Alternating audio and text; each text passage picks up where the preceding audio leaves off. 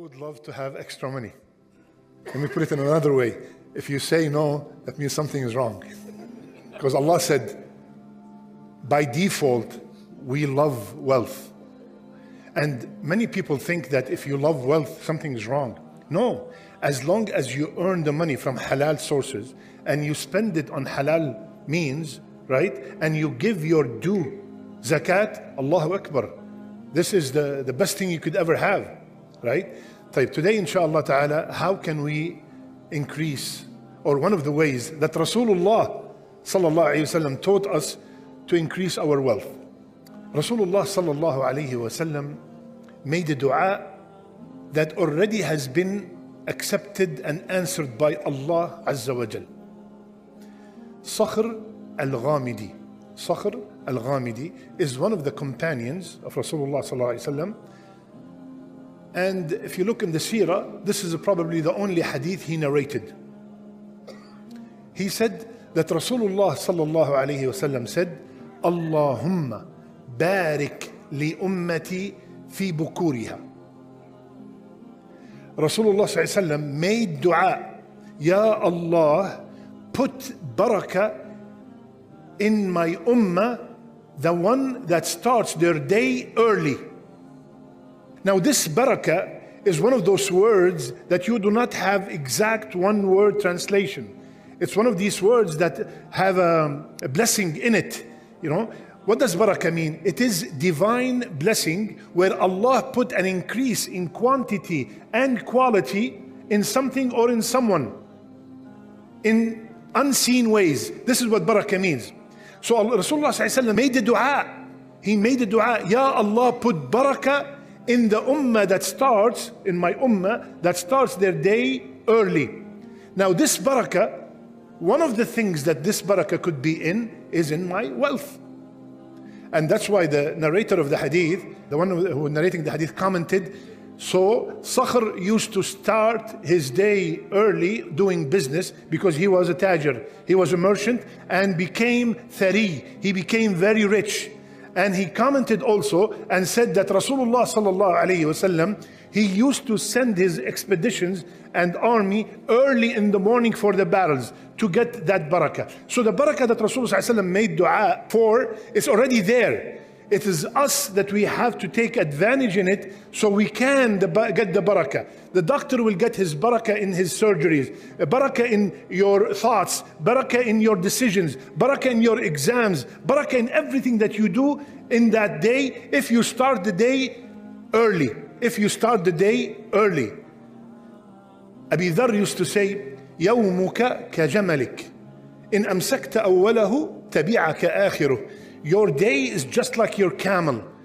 If you got the beginning of it, the rest of it will follow. Yani the whole day will be full of barakah. And ask anybody who starts his day early. If someone starts his day early, you would find out that by 9 a.m. they have achieved so much than a guy who starts his day at 10, 11 a.m. He will find that the same time, the guy took him 2 hours to finish the whole thing. The other guy will take him 6 to 7 hours to do probably half of what the first person did.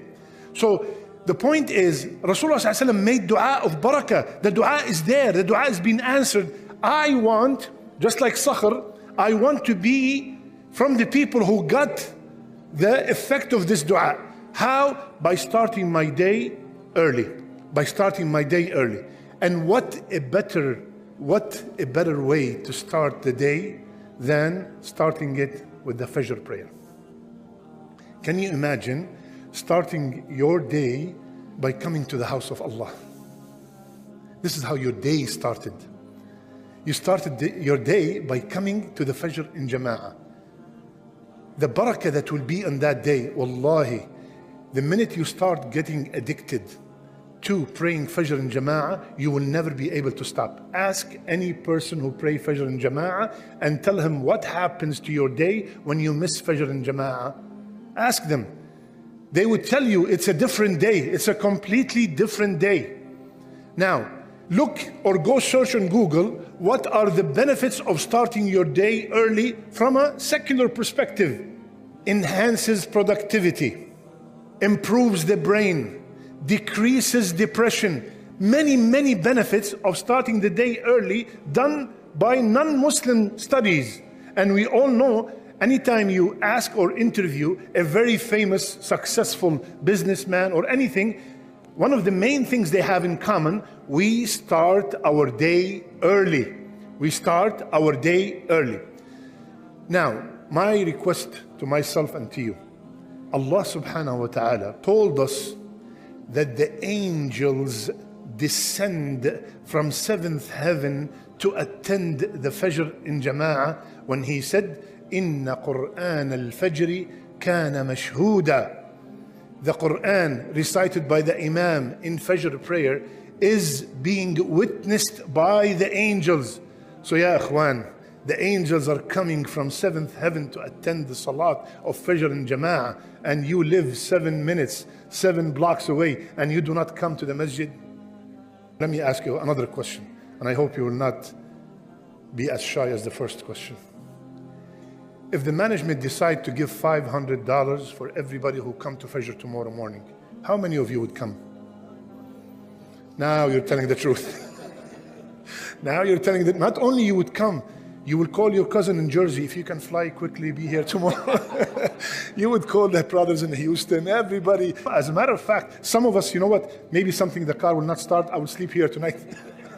You know, so if the management said every day you come to Fajr, you will get $500. Wallahi, no one will miss Fajr, right? Every day 500, every day. But one condition, if you miss it without any excuse, you have to give me all the money back. You will make sure you're here every single day unless something really major. Wallahi, even if we get all this money in this world, we're going to leave it and go down that grave with nothing. Listen to this. قال رسول الله صلى الله عليه وسلم ركعتا الفجر خير, not from $500, من الدنيا وما فيها. 2 rak'ah of the sunnah of Fajr, not the fard. The fard, forget it. It's something we cannot handle. The 2 rak'ah of sunnah of Fajr is better than the whole dunya and everything in it. Not 500, not 10,000, not 5 billion. All the dunya with all its mountains and diamonds and gold and cash, and the 2 rak'ah of sunnah of Fajr. Can you imagine the fard? Can you imagine the fard? So, Rasulullah sallallahu alaihi wasallam, I will end with this. He said, the most beloved salat to Allah. Allahu Akbar. Your heart should be trembling already. The most beloved salat to Allah is Salat al-Fajr of Jumu'ah in Jama'ah. The most beloved salat to Allah is Salat al-Fajr of Jumu'ah tomorrow in Jama'ah.